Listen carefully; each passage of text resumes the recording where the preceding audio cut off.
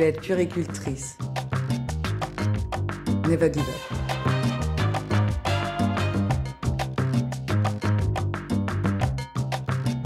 En fait, moi, quand je suis devenue Miss France, il y a une chose qui m'obsédait, en fait, c'était de parler de ma double culture, en fait, tout le temps. Et je me souviens que les premières émissions que je faisais, souvent on me ramenait à mes origines, puisqu'on me demandait d'où je venais. J'avais des choses à raconter. Pour une Miss France, finalement, j'avais énormément de choses à raconter. Et en plus de ça, il y avait ce côté un peu militant, de toujours parler de cette multiculture, de pas oublier ma mère, de pas m'oublier mes origines. Ça m'a vachement servi aussi à m'affirmer sur les plateaux télévisés et à pas me suffire qu'à mon rôle de Miss, quoi. C'est ça aussi. C'est que j'avais l'impression de parler à toute une jeunesse et à parler aussi à une France qu'on ne voit pas beaucoup dans les médias et qu'on aurait facilement mis à l'écart. Vraiment, j'ai fait partie d'une vague plutôt colorée et plutôt enthousiaste, en tout cas, de le faire savoir. À l'époque de Miss France, en tout cas à l'époque que moi j'ai vécue, les choses étaient quand même beaucoup plus simples.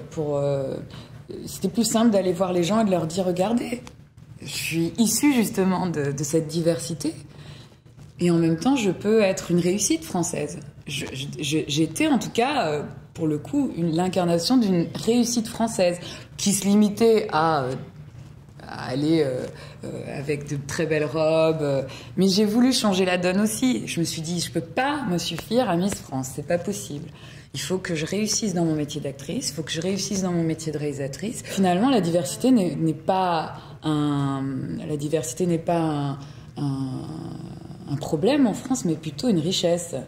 Il fallait incarner cette richesse.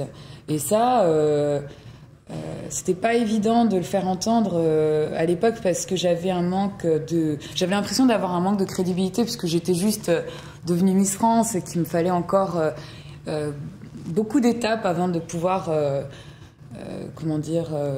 être crédible. Et finalement, aujourd'hui, après 15 ans, eh bien, je me rends compte que les gens m'entendent mieux, en fait. Ils m'écoutent, mais ils m'entendent. Ils ont compris, en fait. Et ce que je trouve assez dommage, finalement, c'est que parce qu'on est métisse, parce qu'on est noir en France, quand on devient quelqu'un, quand on acquiert un statut, il faut qu'on ait ce rôle de militant. Et c'est dommage, parce que finalement, c'est pas à nous de jouer ce jeu-là, ce rôle-là. C'est aux politiques. Le Rwanda, aujourd'hui, c'est un pays qui a plus de 7% de croissance, qui a 64% de femmes au Parlement. C'est un pays qui est très propre. C'est le 5e pays du monde à lutter le mieux pour l'environnement. C'est un des pays d'Afrique, un des 4 pays d'Afrique qui luttent le mieux contre la corruption. Donc en fait, moi, ce que je trouvais assez étonnant, c'est que tout ça, on n'en parlait pas. Alors je ne sais pas pourquoi on n'en parlait pas. Je pense que c'est pas toujours hyper évident de reconnaître qu'un pays d'Afrique est capable d'avoir réussi un tel pari.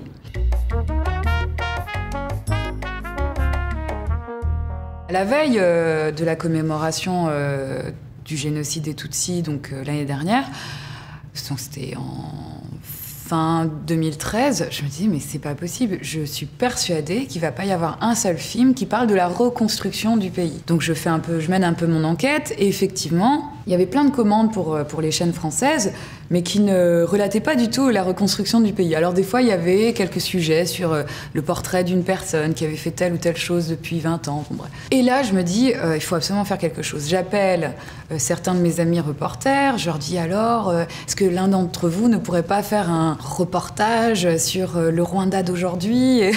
Je prends la température, à rien. Et l'un d'entre eux me dit, mais Sonia, mais pourquoi toi tu le ferais pas?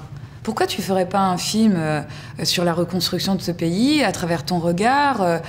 Tu es légitime puisque tu es rwandaise, tu y vas 2 fois par an. Je me suis rendu compte que le film que j'avais écrit, qui était plutôt scolaire, plutôt pédagogue, de ce film pédagogique, je suis passée à un film qui parlait plutôt de la reconstruction du Rwanda, mais de manière philosophique, psychologique. Mais ça a fait un film plus personnel. Je suis Edan.